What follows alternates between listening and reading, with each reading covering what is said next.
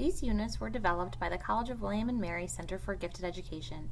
They strengthen students' reasoning skills and have a conceptual focus such as change, systems, and perspectives. Students conduct research relevant to their own lives. Another resource from William and Mary is Jacob's Ladder. This reading comprehension program develops higher level thinking and comprehension skills. So like Calvin was saying, there is going to be more books, and like the rosy person he said at the very end, so it could be like someone good who he's going to be with, or someone bad that will turn out not. I think she might be bad because I mean, like right after all the bad events, he meets a new friend. Yeah. So like, what's going to spark the next book?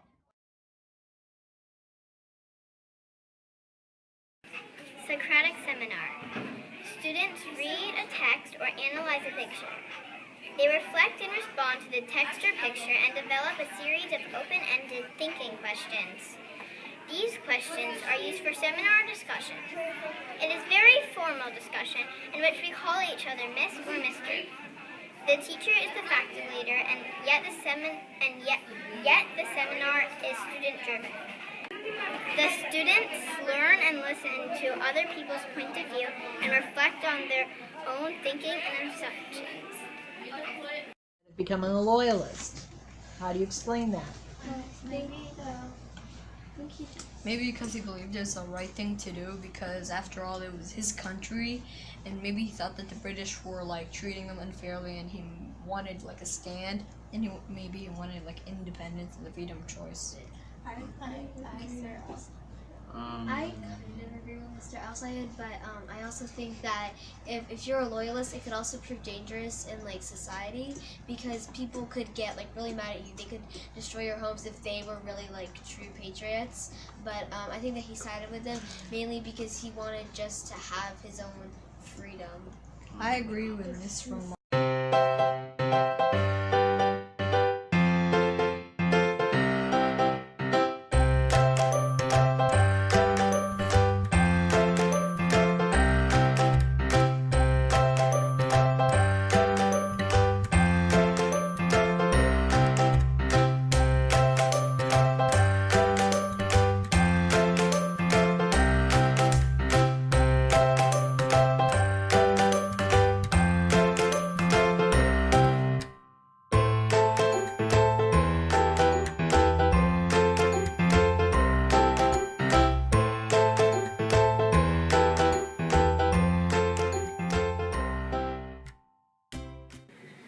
Caesar's English. We develop and strengthen vocabulary by learning Latin stems and classic words of Latin origin.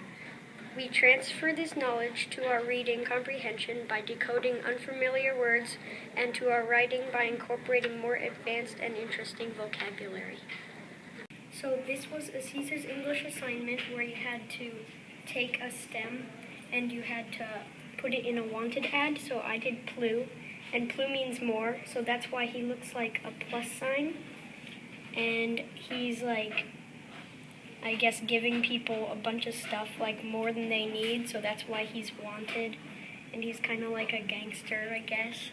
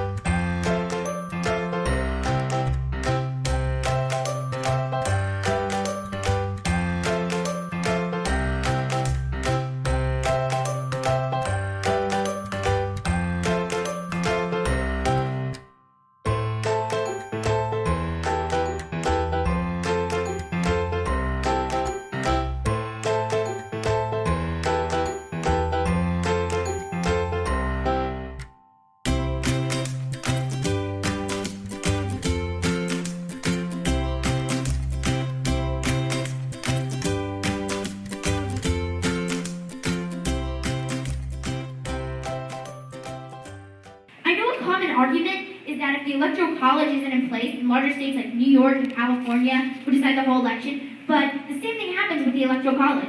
States like these can have anywhere between 20 to 55 electoral votes. So think about it. These states are actually deciding the election. Democracy, by definition, is a government vested in the people. Hear that? People. Not 538 possibly dishonest or uneducated electors. The popular vote is the only true form of democracy. Governors for each state are chosen with a popular vote, so why isn't the president? If you truly want to vote for your president, then we need to abolish the Electoral College. Thank you for listening, and I hope you learned the truth about the misled Electoral College. Once again, thank you.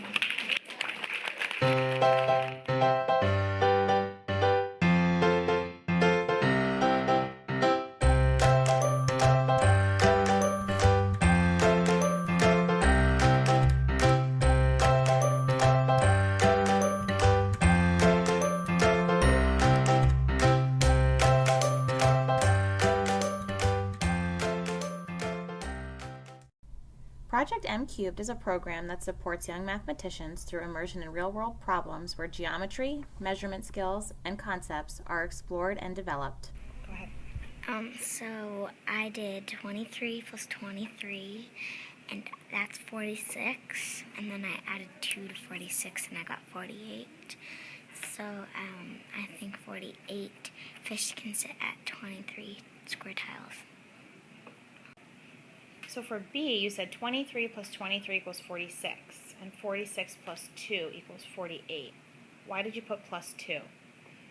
Because there's, you can fit one fish on each side of the 23 tiles, like each end of the table. So you would add 2, not 1, because there's not only one side to it.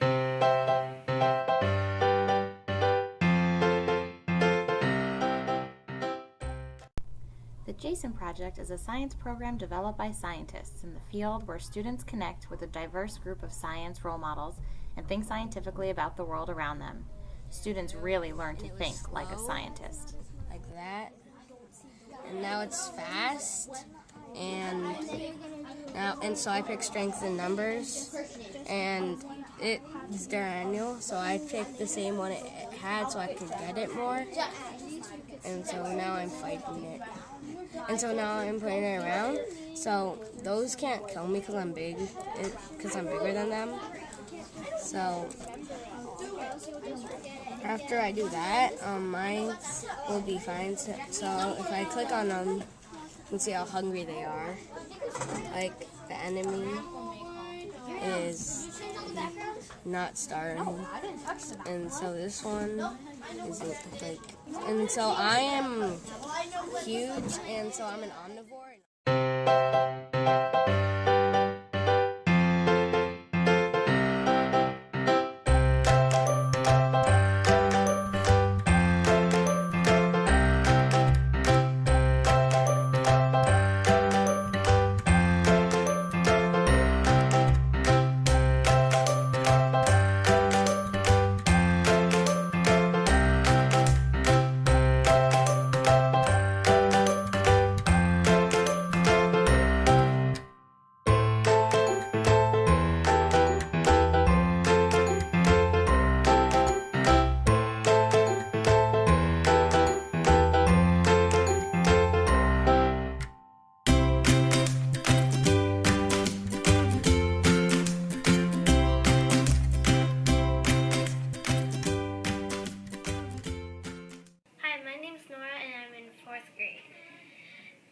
DBQ.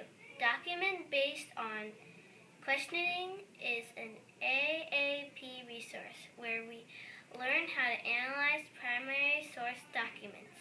We use this information to develop an argument for or against an analytical question. Our final project could be in the form of a debate, essay, or Socratic seminar. My name is Grace Markison. I am in 5th grade, and I'm going to read you an excerpt from my Social Studies DBQ. Education in Sparta. Did the strengths outweigh the weaknesses? By 500 BCE, Sparta was the dominant city-state on the Peloponnese. What was remarkable is that Sparta managed all this with a population of only 25,000 and an army of perhaps 8,000 men. The strength of Spartan education outweighed the weaknesses. They had an astonishing army, could go on with little to no resources, and they learned to read and write. There were obviously more strengths and weaknesses. Firstly, the education in Sparta taught children about war, and it produced spectacular armies. In the background essay, it says the Spartans developed and practiced something called the phalanx method. The phalanx method was a tight group of soldiers whose shields linked together. The group had to move in perfect unison for the phalanx to work. It took years of training to learn and perfect. This method helped them overthrow various armies that were much larger than them. Document A taught us that children in Sparta were sent to a place called the Ogog, and at age 7 spent the majority of their life there. The Ogog taught people about war and battle. At the age of 21, they put their knowledge to use. They fought in the Spartan army for nearly the rest of their lives. Finally, in Document D, it said that they held contests to see who was stronger by being whipped and beaten. Many died, but the strong ones lived. Spartan education was very successful in various different ways. Because of their army, they won many battles. They also survived with almost nothing and could read and write.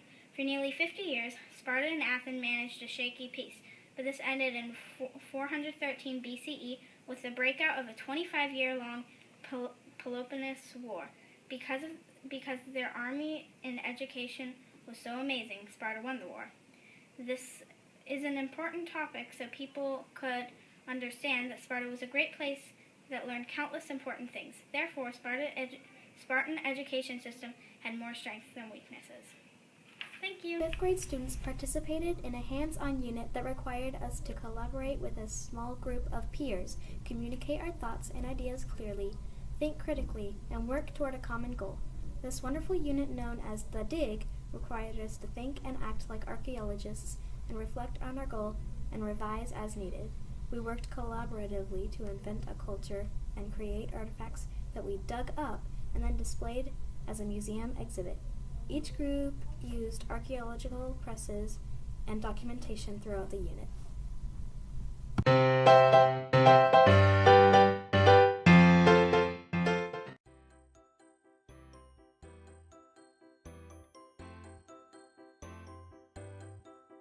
Hi, my name is I'm currently in 6th grade. One of the extremely exciting units that we get to do is called PBL. PBL stands for problem-based learning. It is a process in which we develop critical thinking skills by solving real-life problems in a logical way. These are some of the examples that we have done this past year. Activity number 1, the zombie apocalypse. In this unit, we had to pretend that a zombie apocalypse was definite and impending. We got to use maps to plan out our next zombie attacks and learn all about major cities. This helped us understand how we would survive if the zombie apocalypse actually happened in our real world. Activity 2, the game of life. This unit PBL was my personal favorite. We got to be real-life adults with a salary, a family, even a job. We had to learn to spend our money wisely and how not to go bankrupt. We had to spend money for our families, buy food, clothes, and everything else. It taught us real responsibility and that things cost a lot more than you think. Activity number 3, guinea pig habitats. Based on the arrival of our new baby guinea pigs, Pilot and Liberty, we decided to make guinea pig habitats. We got to construct and build an entire habitat for our guinea pigs. This taught us to be more aware of guinea pig needs and how to really accommodate what they needed to survive. Activity 4, the Valley Forge DBQ. We got to make the decision in Valley Forge. Would we go or would we stay? We had to look at a bunch of documents and cite where we got our information from. This taught us how to cite our information, which is really important in 6th grade. Activity 5, the uniform project. In this unit, we got to design and actually create our very own uniform for a Revolutionary War soldier. We did a little bit of research and then it was actually designing time. We played with a bunch of fabric and leather scraps and got to actually put together our very own uniform. AP plus PBL equals fun, and that's just PBL.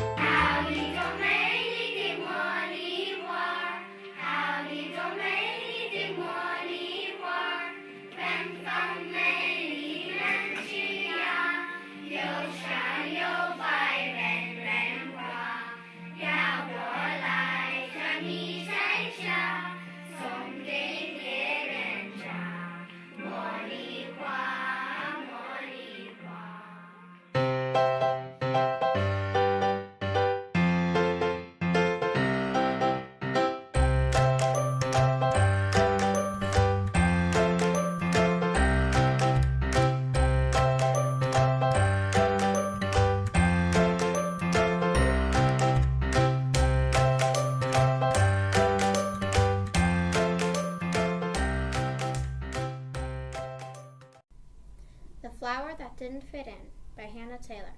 It was a perfect patch of flowers, beautiful colors, all different colors. It was a beautiful patch, almost. There was this one, just one flower that, well, it was black. Dark, black, ugly. Ew, people used to say. That's one ugly flower. But there was this one little girl, blue-eyed, chocolate hair. She saw things not how they are, but how they could be. In her mind, that one flower, no matter how ugly other people thought it was perfect. She thought that the way the black petals opened up, the dark green stems were curved, and the way that it was different and unique was gorgeous. The flower might have been black, the flower might not blend in, but it was perfect to the child. Amazing how children, a 4-year-old to be exact, could find the beauty that others couldn't. Amazing. Amazing how countless people saw nothing but ugly. And then here, this little 4-year-old finds the beauty in such a thing, all because she saw things not how they are, but how they could be.